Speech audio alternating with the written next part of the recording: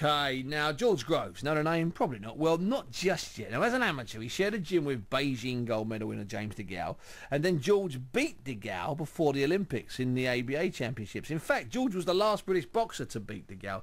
Anyway, he turned pro last December, and he's been in and out of fights, and it's been a bit sort of up and downish. Today, he agreed a promotional deal with Frank Maloney, and he's going to be very busy. Now, I called up with him earlier.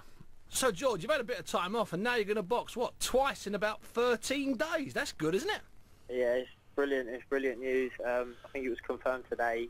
You know, it's been in the pipeline for some time now, but I haven't told anyone. You know, I didn't want to, you know, let on stuff that probably wasn't supposed to be. No, you never know, do you? But as you say, I'm boxing this Sunday, October 4th at York Hall, Bethnal Green. It's going to be great because it's a local show for me. Everyone can get down to it, and everyone's going to, you know, we're going to pack the joint out as a try my best to as usual.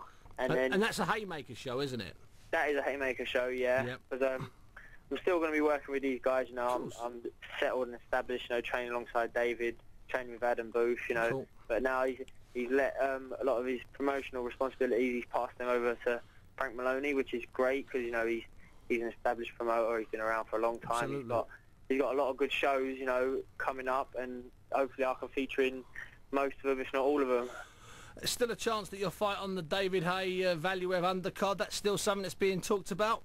Yeah, I mean, as far as I'm aware, I'm sure Frank wouldn't have a problem with that. Of course not. You know, I'm sure Sky wouldn't have a problem with that. No way. They'd be happy to have as many English kids on as possible. It's better than watching the German beat Russia all night long and Easy. David get in the back of the Russian. They love it in Germany. They get 12,000 people to watch it, 10 million on TV, and even though you and I have been falling asleep, they love it in Germany. They call it boxing excitement.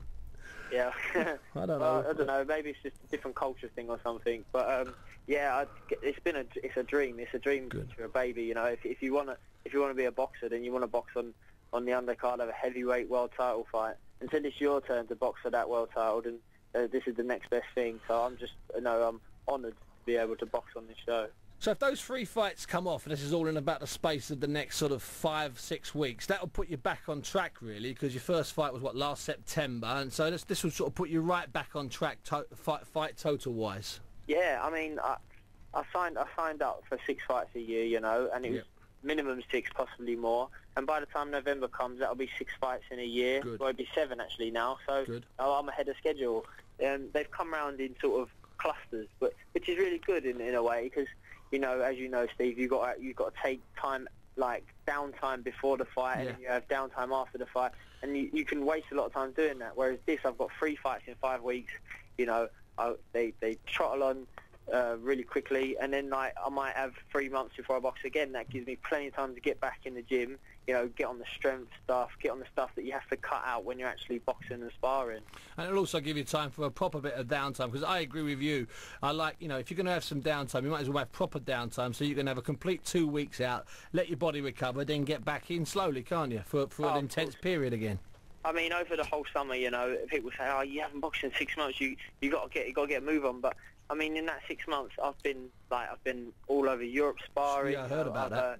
I've been able to get in the strength and conditioning gym with my coach Jez, and I've been there, you know, working hard and stuff that you can't do in 2 weeks. It takes, you know, 2 months to see the difference. So stuff like that it's been really good, and I've just been thankful to have that time to do it, you know. And where have you been in Europe? You were in Italy for a while, weren't you? Or was that late last year? I know you were in Italy for a bit. I've been in Italy again. Yeah, I was sparring with Domenico Spada. I was supposed to be out there sparring with, I've forgotten his name, but a light heavyweight. He was boxing for the WBC world title. So that didn't come off because of like my training commitments. You know, they wanted me out there 3 weeks, and it wasn't practical. But you know, there's talk, like Adam said to me yesterday. He said, "We're sorting out you. You're going up to spar Arthur Abraham." Like, fantastic, you know.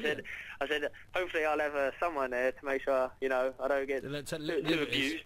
But I've heard a few stories, but you know, stuff like that is priceless. It's priceless at my stage of the game. You know, you'd almost give up a fight to be able to go and spar with, you know, George, class guys like that. You know, you spar with an Abraham, or you're sparring with a Carl Froch. Listen, no disrespect, mate. That's much better than most 4 and 6 rounders, isn't it?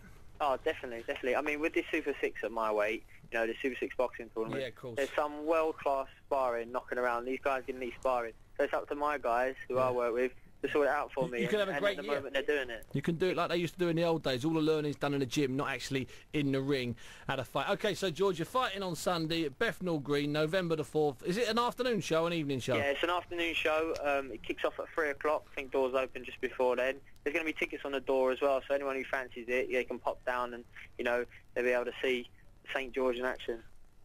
St. George talking to me earlier. Great sparring for George coming up. Arthur Abrahams, Mikael Kessler, Carl Froch, all of those taking part, of course, in the unique Super 6 tournament, which launches in Nottingham on the, or for, in this end it does. It starts the night before, so it starts a few hours earlier in Berlin. But in Nottingham on October the 16th, Carl Froch fights unbeaten American Andre Dirrell. It's going to be entertaining, and you can find out about it if you go online, hennessysports.com. You'll find out all about it because it's a unique event. Now,